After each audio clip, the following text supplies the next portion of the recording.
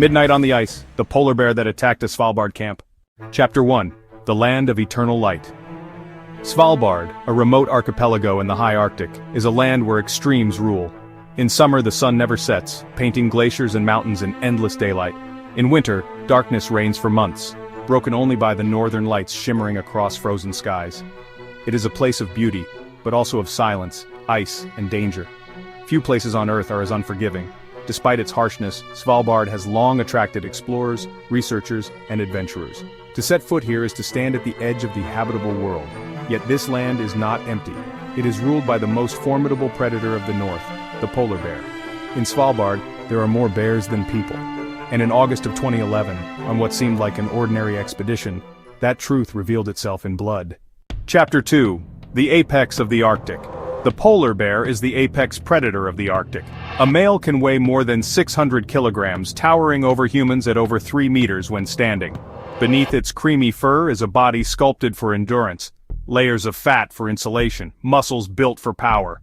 Its sense of smell can detect a seal a mile away, even through thick ice. Its bite is strong enough to crush bone, its claws long and sharp enough to rend flesh. Polar bears are not territorial in the way lions or tigers are. Instead, they roam vast ranges, driven by hunger. Their prey is usually seals, hunted at breathing holes in the ice, but the Arctic is changing. Sea ice retreats earlier each year, forcing bears inland in search of food, and a hungry polar bear is a danger to everything it encounters, including people. In Svalbard, every camper is warned, here, you are in bear country. Chapter 3. A Camp on the Ice. In the summer of 2011, a group of British school students and their leaders traveled to Svalbard on an expedition called British Schools Exploring Society. They were young, adventurous, eager to experience the raw north. They set up camp near Von Post Glacier, a vast sheet of ice and rock stretching into the wilderness. Their tents stood in neat rows, bright colors against the endless white. To them, the Arctic was a place of wonder. They hiked, studied glaciers, shared stories under the midnight sun. The risks felt distant, like something out of books rather than reality. They had rifles, but little experience with them. They had warning flares, but no perimeter alarms, no dogs. The camp seemed secure. But in Svalbard, security is an illusion. While the students slept in their tents, a predator was already moving through the night. Chapter 4. The Silent Approach. Polar bears are masters of stealth. Despite their size, they move quietly across snow and gravel, their paws broad and padded. On the night of August 5, 2011, one such bear wandered close to the camp. It was young, gaunt, and hungry. With sea ice scarce, food was hard to find. Drawn by the scent of humans, the bear crept closer. There were no dogs to bark a warning, no tripwire flares to explode into light. The students lay unaware in their tents, exhausted from the day's adventure. The bear circled, sniffing. It did not hesitate long. To it, the tents were strange objects, but inside lay the scent of flesh. In the eerie twilight of the Arctic summer night, the silence broke. The bear lunged, ripping through fabric, entering a world unprepared for its arrival. Chapter 5. The Attack.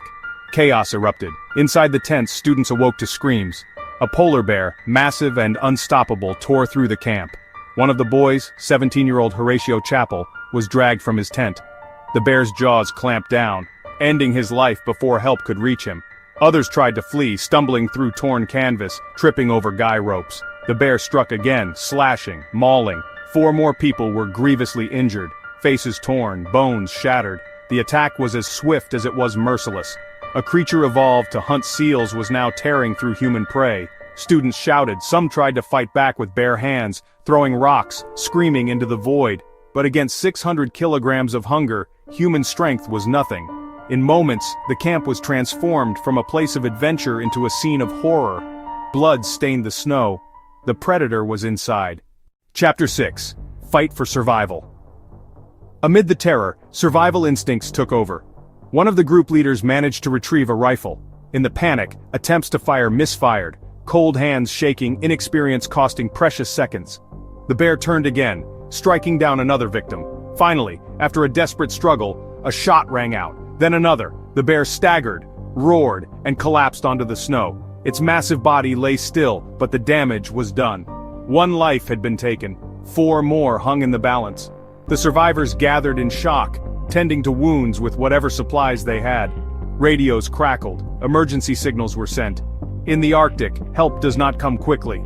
Hours passed before helicopters thundered through the cold sky to carry the wounded to safety. By then, the camp was silent, except for the wind whispering across the ice. Chapter 7. Aftermath on the ice. The tragedy shook Norway and Britain alike. Horatio Chappell's death was mourned across the United Kingdom. Survivors bore scars that would never fully heal, both on their bodies and in their memories. An investigation followed, combing through the decisions that led to the disaster. It was found that the camp had not set up a proper polar bear defense system. No perimeter flares had been placed. The single guard tasked with night watch was asleep at the time of attack. The rifle, though present, had not been maintained properly, making it prone to jamming. Small oversights in the Arctic became fatal.